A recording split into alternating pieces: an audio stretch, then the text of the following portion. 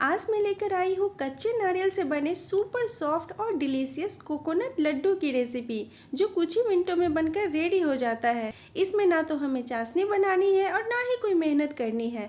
बनाना इतना आसान है कि जिसे कुकिंग नहीं भी आती है वो भी बना ले, और टेस्ट ऐसा कि मुंह में जाते ही घुल जाएगा।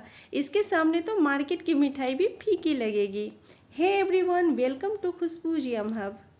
तो इसके लिए यहाँ पे मैंने एक नारियल लिया है। ये छठ पूजा के प्रसाद का नारियल है, इसलिए ऐसा दिख रहा है।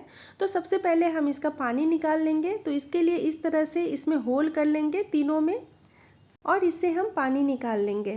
मुझे इसके पानी को यूज में लेना था, इसलिए मैं इसे इस तरह से निकाल रही हूँ। अब हमें इसमें से नारियल को निकालना है। तो इसके लिए मैंने नारियल को तोड़ लिया है और इस तरह से नाइफ की मदद से हम नारियल को निकाल लेंगे।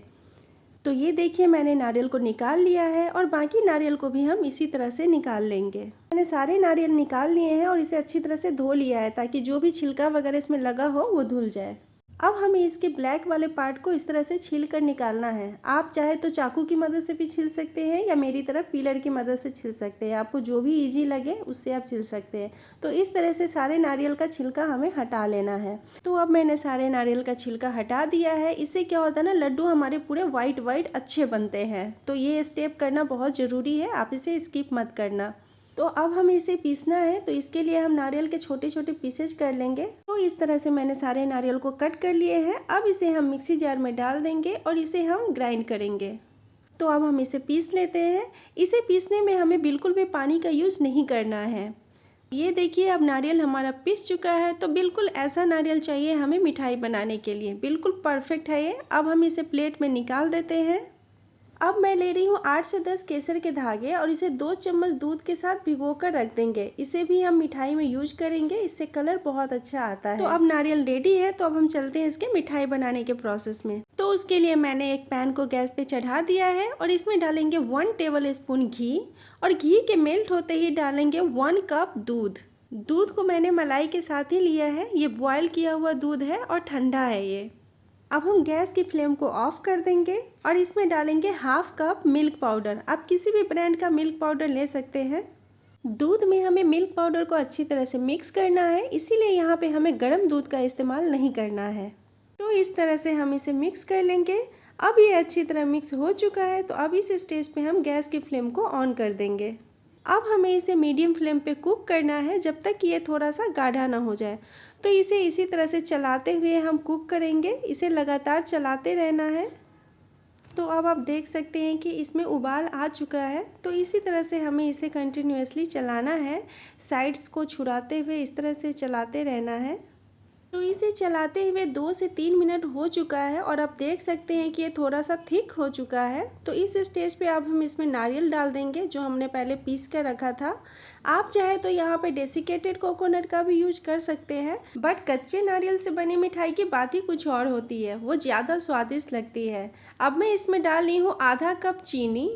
वैसे यहाँ पे आधा कप चीनी बिल्कुल परफेक्ट है, लेकिन अगर आपको थोड़ा ज़्यादा मीठा पसंद है तो आप इसमें 1 से 2 बड़े चम्मच चीनी और भी बढ़ा सकते हैं। इस रेसिपी में दूध की क्वांटिटी थोड़ी कम और ज़्यादा होने पे भी कोई प्रॉब्लम नहीं होगी, क्योंकि इसे हमें तब तक कुक करना है जब तक दूध पूरी तरह से सूख न जाए और ये पैन को छोड़ने ना लगे। तो अब आप देख सकते हैं कि दूध भी ड्राई हो गया है और ये पैन को भी छोड़ना स्टार्ट कर चुका है। तो इस स्टेज पे हम क्या करेंगे ना, कि अपना केसर वाला दूध जो हमने पहले रेडी करके रखा था उसे इसमें डाल देंगे, और फिर इसके साथ ही डालेंगे आधा छोटी चम्मच इलायची पाउडर। अब इन सबको हमें अच्छी तरह से मिक्स करना है और थोड़ी देर इसे और कुक करना है, जब तक कि ये जो दूध हमने डाला है वो ड्राई ना हो जाए। ये केसर वाला दूध कम्प्लीटली ऑप्शनल है। आपके पास केसर हो तो डालें, नहीं हो तो आप स्किप भी कर सकते हैं। इसे डालने से बस क्या होता है ना, कि इसका कलर थोड़ा अच्छा आता है और टेस्ट थोड़ा सा और एनहांस हो जाता है। बट अगर इसके बिना भी आप ये लड्डू बनाएंगे तो भी ये बहुत ही स्वादिष्ट बनेगा। अब ये हमारा कुक हो चुका है। आप देख सकते हैं कि ये पैन से बिल्कुल भी चिपक नहीं रहा है, और इस तरह से साइड करके देख रहे हैं तो बीच में भी दूध बिल्कुल भी नहीं आ रहा है। तो इसका मतलब है कि ये परफेक्टली कुक हो चुका है लड्डू बनाने के लिए। तो अब इसे हमें और कुक नहीं करना है, वरना नारियल जो है वो ज़्यादा ड्राई हो जाएगा, फिर लड्डू हमारे उतने अच्छे नहीं बनेंगे। तो इस स्टेज पे हम गैस की फ्लेम को ऑफ कर देंगे। तो अब ये बिल्कुल तैयार है हमारा लड्डू बनाने के लिए। तो उसके लिए हम क्या करेंगे ना, एक प्लेट को घी से ग्रीस कर लेंगे और उसमें इसे ट्रांसफ़र कर देंगे। अब मैंने इसमें सारा डाल दिया है। अब इसे स्पैचुला से इस तरह से थोड़ा सा फैला देंगे ताकि ये थोड़ा सा ठंडा हो जाए। हमें इसे बहुत ज़्यादा ठंडा नहीं करना है, बस इतना ठंडा करना है कि हाथ से लड्डू बनाने पे हमारा हाथ जले नहीं और हम आराम से लड्डू बना सकें। मतलब हमें इसे वार्म रखना है। अब ये थोड़ा सा ठंडा हो चुका है, तो अब इसके लड्डू बनाएंगे। तो इसके लिए मैंने हाथों को पहले ही थोड़ा सा ग्रीस कर लिया था घी से। अब इसके थोड़े थोड़े मिक्सचर लेकर हाथों से इस तरह से प्रेस करते हुए राउंड राउंड करके हम इसका लड्डू बनाएंगे। लड्डू का साइज आप अपने पसंद के हिसाब से छोटा बड़ा जैसा भी आपको पसंद हो आप रख सकते हैं। और ये देखिए हमारा परफेक्ट लड्डू बनकर तैयार है। देखिए कितना खूबसूरत लग रहा है। तो इसी तरह से हम बाकी के भी सारे लड्डू बनाकर रेडी कर लेंगे। मैं एक और बनाकर आपको दिखा रही हूँ। तो इस तरह से हाथों से प्रेस करेंगे थोड़ा थोड़ा दबाते हुए और फिर इसे राउंड राउंड करके एक परफेक्ट लड्डू बनाकर हम तैयार कर लेंगे। तो इसी तरह से मैंने सारे लड्डू बनाकर रेडी कर लिए हैं और ये देखिए इतने सारे लड्डू बनके हमारे तैयार है और कितना खूबसूरत लग रहा है। ये बिल्कुल perfect melt in mouth laddu बनकर रेडी है। तो अब इसे थोड़ा सा डेकोरेट कर लेते हैं। तो मैंने इसे इस तरह से डेकोरेट कर लिया है और ये कितना खूबसूरत लग रहा है आप देख सकते हैं। बहुत ही परफेक्ट लड्डू बनकर हमारा तैयार हुआ है।